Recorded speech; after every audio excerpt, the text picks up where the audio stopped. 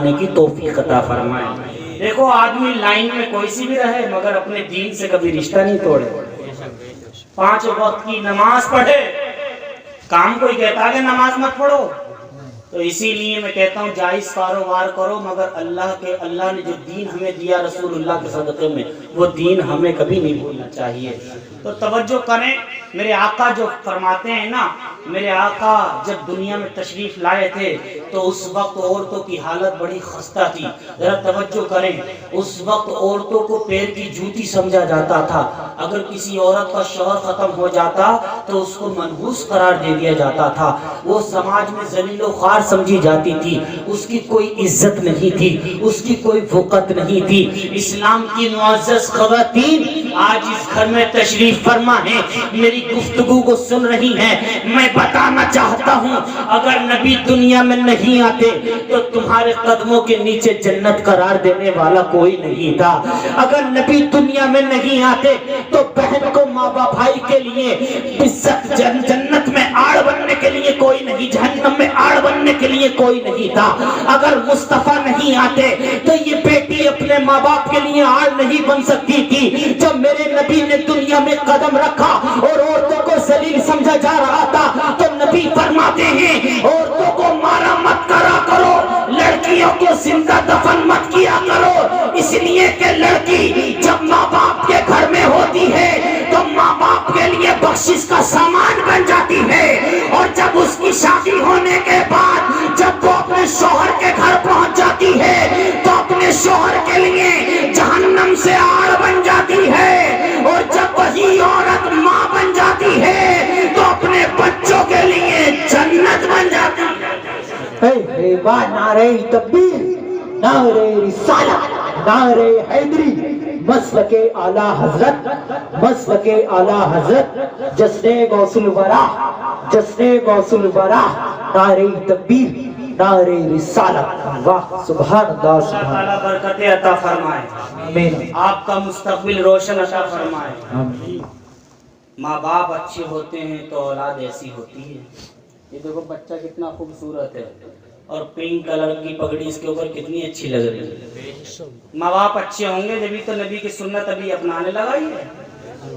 میں جو ابھی بتا رہا تھا کہ باپ اگر 50 نمبری تو بیٹا 100 نمبری ہوگا، اور ماں باپوں نے اگر کوئی بھی کام اچھا کیا ہوگا تو پھر اولاد ایسی نکلے گی خوبصورت۔ اب تو بول دو سبحان اللہ۔ سبحان اللہ۔ آج ہندوستان کے جیسے حالات ہیں، اس کی وجہ یہ ہے کہ تم اللہ کے دین سے دور ہو گئے، تم نے رسول اللہ کے دین کی قدر نہ سمجھی۔ کاش تم اس کی قدر کرتے اور نمازوں کی پابندی کرتے، اپنے چہروں پر داڑھیاں سجاتے تو دنیا تمہیں دیکھ کر کہتی ارے اس کے چہرے پر داڑھی ہے، یہ کوئی عام شخص نہیں، یہ نبی کا غلام جا رہا ہے۔ اور نبی کا غلام جب چلتا ہے تو دنیا والے تھراتے ہوئے نظر آتے ہیں، کانپتے ہوئے نظر آتے ہیں۔ ایک مسلمان 10 پہ بھاری رہتا ہے، اور جب وہ گناہ کرنے لگتا ہے تو دھیرے دھیرے اس کی طاقت ختم ہو جاتی ہے، یہاں تک کہ جب وہ گناہوں میں مبتلا ہو جاتا ہے تو دوسرے لوگ اس پر حکومت کرنے لگتے ہیں۔ ارے جب نے 313 تو لرزتا تھا زمانہ، اور آج ہے کروڑوں تو کرتے ہیں غلامی۔ اس کی وجہ یہی ہے کہ ان 313 کے دلوں میں مصطفیٰ کی محبت کا چراغ روشن تھا، اور تمہارے دلوں میں دنیا کی محبت کا چراغ روشن ہے۔ اگر ہندوستان میں مسلمان تو بچنا چاہتا ہے، اگر ہندوستان پہ تو راج کرنا چاہتا ہے تو دنیا کو لات مار دے اور خواجہ کے دربار میں جا کے کہہ دے حضور کل بھی تم راجا تھے، آج بھی ہو، صبح قیامت تک ہمارے راجا خواجہ تم ہی رہو۔ واہ واہ سبحان اللہ، سبحان اللہ، زندہ ضرورت ہے باد۔ ہمیں اللہ کی بارگاہ میں معافی مانگنے کی، بے شک توبہ کرنے کی۔ جب ایک جگہ ایک گناہ ہوتا ہے نا تو 40 دن تک اس جگہ سے رحمت خداوندی اٹھ جاتی ہے۔ اللہ آپ اندازہ کریں 40 دن تک، اگر کسی چوراہے پر جوا ہو رہا ہو تو 40 دن تک اس چوراہے سے برکتیں اٹھا لی جائیں گی۔ اب اس کے آس پاس میں اگر کوئی گھر ہوگا تو اس گھر کا کیا عالم ہوگا؟ لاؤ میں تمہیں ایک حدیث کے تحت سناؤں. میرے آقا فرماتے ہیں جب کوئی عالم دین دنیا سے جاتا ہے اور کسی قبرستان میں اس کو دفن کر دیا جائے تو میرے آقا نے فرمایا کہ جہاں وہ عالم دفن ہوتا ہے وہاں قبرستان کی 40 قبروں سے عذاب دور کر دیا جاتا ہے. کتنی قبروں سے؟ نبی نے مطلق فرمایا کہ 40 قبروں سے. میرے نبی نے یہ نہیں فرمایا کہ دائیں والی 40 یا بائیں والی 40 یا آگے والی 40 یا پیچھے والی 40، بلکہ نبی نے مطلق فرمایا عالم جس قبرستان میں رہتا ہے 40 قبروں سے عذاب دور کر دیا جاتا ہے.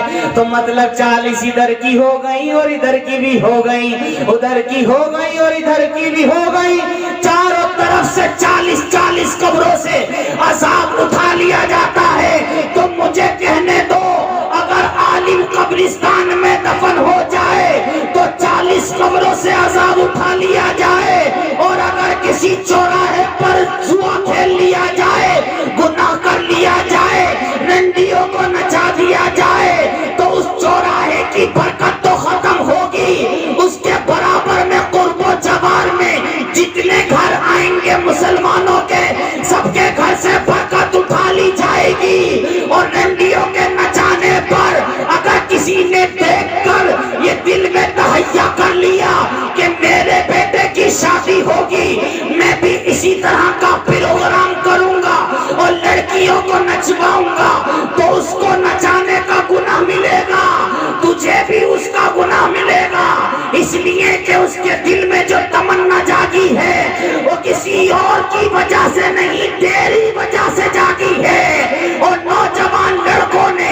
اگر لڑکیوں کو دیکھ کر غلط کام پر آمادہ ہو گئے تو اس کو تو گناہ ملے گا، اس کے ساتھ ساتھ تجھے بھی ملے گا کہ تو نے اندازہ کیا ہے کہ تو کیا کر رہا ہے، اور کہتا برکت نہیں ہو رہی ہے، بیٹا کہنا نہیں مان رہا ہے، ہندوستان میں ہم کو ستایا جا رہا ہے. ارے تو نے کون سا ایسا عمل کیا ہے جو جبریل تیری مدد کے لیے آ جائے؟ تو نے ایسا کون سا کام کیا ہے جو فرشتے تیری مدد کے لیے آ جائیں؟ وہ بدر کی وادی تھی، اس میں ابو بکر جیسی شخصیت موجود تھی، اس میں عمر جیسی شخصیت موجود تھی، اس میں علی موجود تھا کہ جس علی کی نماز ایسی ہوتی تھی کہ پیر سے تیل نکال لیا گیا مگر علی کو پتہ بھی نہ چلا. وہ علی جس کے بیٹے نے کربلا کی دھرتی پر اپنی گردن تو قربان کر دی مگر نانا کے دین کو اپنے ہاتھ سے نکلنے نہیں. باتیں ہماری یہ ہیں کہ برکتیں نہیں ہوتی ہیں، رحمتیں نازل نہیں ہوتی ہیں، شکلیں دیکھو تو پہچان نہیں ہوگی، نیا آدمی آ جائے گی مسلمان یا غیر مسلم. بے شک. ارے ہر ایک چیز کی پہچان ہوتی نہیں ہوتی ہے. مسجد کی پہچان مینار سے ہوتی ہے. کسی بھی گھر میں مینار کھڑا کر دو دور سے لگے گا یہ مسجد ہے، اور جب مینار نہیں ہے تو سب ایسے لگتے ہیں سبھی گھر ہیں، چاہے مسجد 2-3 ہی ہوں اس کے بیچ میں. تو ہر ایک چیز کی ایک پہچان ہوتی ہے. مسلمان کی پہچان یہ داڑھی ہے.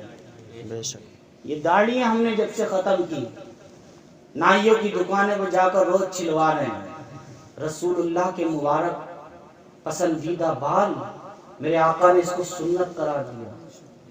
اس کو نائیوں کے ہم گندے گندے ڈبوں میں ڈال رہے ہیں اور پھر وہ نائی نالی میں ڈال کے آتا ہے. پھر کہتے ہو کہ ہمیں جنت ملنی چاہیے. ارے وہ نبی میرے آقا فرماتے ہیں جب میری امت میں سے وہ نوجوان جس کی پہلی مرتبہ داڑھی نکل کے آتی ہے اور جب وہ پہلی مرتبہ داڑھی کو مونڈتا ہے تو میرے سینے پہ تکلیف ہوتی ہے اور کہتے ہو مجھے جنت مل جائے. یاد رکھ اللہ نے اگر جنت بنائی ہے تو آمینہ کے لال کے صدقے میں بنائی ہے، اور قیامت کے بعد اگر جنت خدا عطا کرے گا تو اپنے فضل سے اور رسول اللہ کے صدقے میں عطا کرے گا. جنت کا دروازہ کھولنے کے لیے رضوان کو حکم دے دیا جائے گا جنت کا دروازہ مت کھولنے دینا، اور اگر میرا حبیب کھولے تو مت روکنا. ایک صحابی